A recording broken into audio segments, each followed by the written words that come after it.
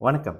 நமக்கு எண்கணி ஞானத்தையும், வேத ஜோதிட ஞானத்தையும், ஆன்மீக ஞானத்தையும் வழங்கிய அனைத்து குருமார்களுக்கும் நன்றி என்ற அதே வேளையில் இது ஒரு ஜோதிட விளக்க வீடியோ விருப்பம் உள்ளவர்கள் தொடர்ந்து பார்க்கலாம்.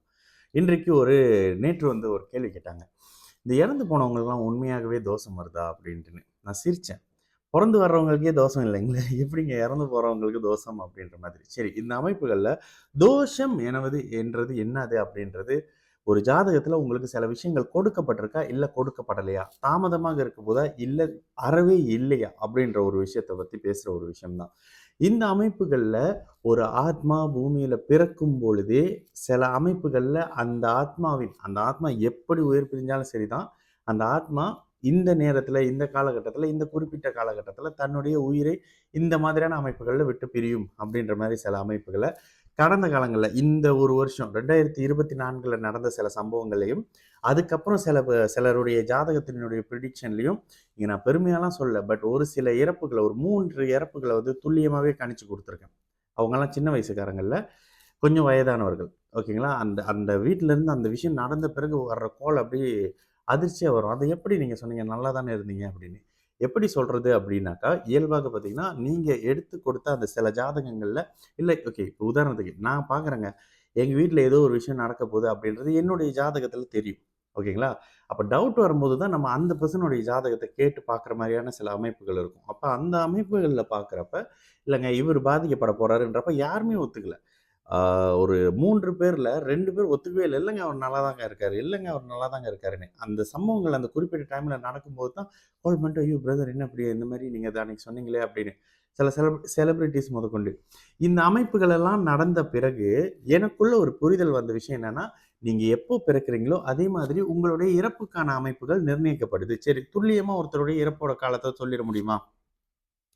தசாபுத்தியின் அமைப்புகள்ல சொல்லலாம். அதுக்கு அடுத்த நிலையில அந்த அந்த குறிப்பிட்ட நபருடைய குழந்தைகள், அந்த குறிப்பிட்ட நபருடைய கணவனையோ, மனைவியோ வைத்து, அந்த குறிப்பிட்ட நபரினுடைய அம்மாவையோ, அப்பாவையோ வைத்து, இது மாரியான அமைப்புகள்ல எல்லா ஜாதகங்களும் இது யாரையும் ஒரு ஜாதகத்த வச்சு அப்படியே கடவுள் மாரிலாம் நான் சொல்லல. அந்த வீட்ல இருக்கிற சில அமைப்புகள அந்த ஒருத்தவங்க ரொம்ப இப்படி இருக்காங்களே என்ன ஆகும்ன்னு சொல்றப்போ 12 ஜாதகத்த வச்சு அந்த ஒருத்தருடைய காலகட்டத்த ஒரு 3 மாசத்துக்குள்ள குடுத்துறணும். இது எல்லாம் ரெக்கார்ட் ஆனது. நீங்க எப்படி இறந்து போறீங்க?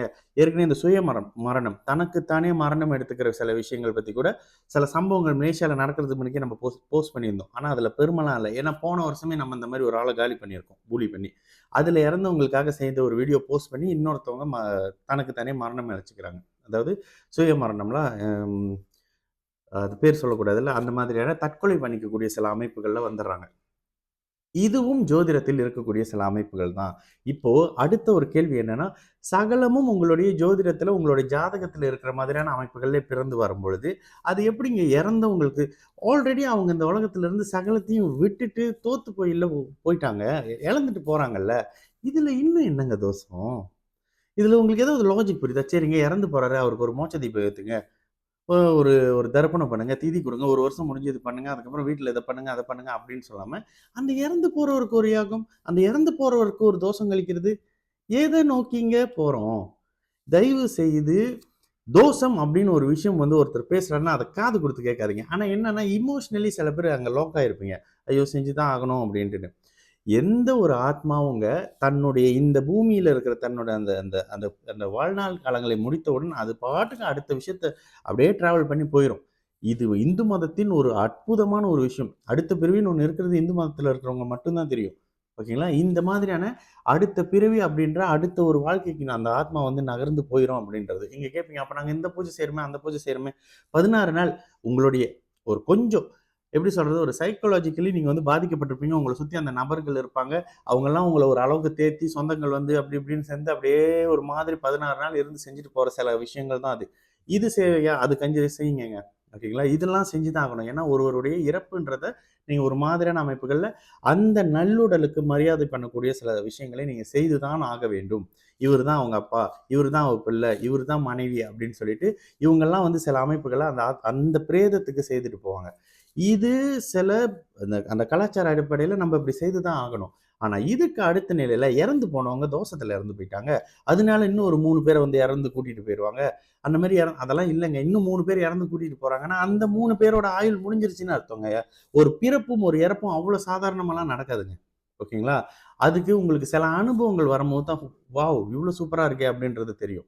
சில அமைப்புகள்ல சில கிரகங்கள் ஒருத்தருக்கு எப்படி மரணத்தை குடுக்குது அப்படின்றத பார்க்கும்போது தான், நம்ம தான் ஒழுங்கா பார்க்கலன்ற சில விஷயங்கள் உங்களுக்கு புரிய வரும். அந்த அந்த அமைப்புல தான் சில விஷயங்கள்லாம் நான் சொல்றேன் பாருங்க. செவ்வாய், ராகு சம்மந்தப்படும்போது விபத்து.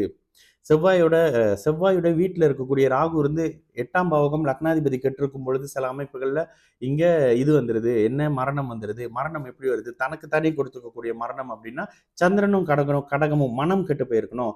தானாக நடக்கக்கூடிய மரணம் அப்படின்னா 8ஆம் அதிபதி லக்னாதிபதி கெட்டு போயிருக்கணும். இந்த மாதிரியான சில அமைப்புகள் இருக்குல்ல. இந்த மாரி நம்ம ஆல்ரெடி இருக்கிறவங்க மேல சில தோஷம்லாம் போட்டு கொஞ்சம் ஒரு மாதிரி விஷயங்கள்லாம் பண்ணிக்கிட்டு இருக்கோம். தயவு செய்து இறந்தவங்க மேல தோஷம் இருக்கு. இறந்த நட்சத்திரத்துல அங்கேயும் அந்த அந்த தோஷம் பூரா நட்சத்திரத்துல தான் இருக்கு. அது என்னன்னே தெரியல. நட்சத்திரம்னு வரும்போது தோஷம் கழிக்க வேண்டி வருது, பொருத்தமாக்க வேண்டி வருது, வாழை மரம் வெட்ட வேண்டி வருது, இந்த மாரி பூஜைலாம் பண்ண வேண்டின்னு வருது. அந்த நட்சத்திரத்தில தான் ஏதோ சம்திங் பிரச்சனை இருக்குன்னு நெனைக்கிறேன். அப்ப இறந்து போனவங்களுக்கு தோஷம் வருமா? பொறந்து வந்த குழந்தைக்கு தோஷம்ன்றது ஒரு விஷயத்த கிடைக்குமா? கிடைக்காதா? இருக்குமா? இருக்காதா? கல்யாணம் ஆகுமா? ஆவாதாங்க? புத்திர தோஷம் என்ன? குழந்தை இருக்குமா? இருக்காதா? குழந்தை தாமதமா இருக்குமா? இப்படின்றத நிர்ணயம் பண்றது தான். அத ஒரு பூஜை பண்ணி கழிச்சுட்டா அந்த தோஷம் இல்லாம போயிரும். இதெல்லாம் வந்து அ அறிவீனமான ஒரு விஷயம். ஓகேங்களா? இந்த மாதிரியான விஷயத்த கத்துக்காதீங்க, பழகிக்காதீங்க. 2வது இறந்து போனவங்களுக்கு தோஷம் இருக்குன்னு சொல்றாங்கல்ல, அந்த ஆத்மா தன்னோட சகலத்தையும் விட்டுட்டு கிளம்பிட்ட ஆத்மாவ தயவு செய்து கேவலப்படுத்தாதீங்க. சரிங்களா? நல்லது நடக்கும். எல்லாரும் நல்லா இருப்போம். வணக்கம்.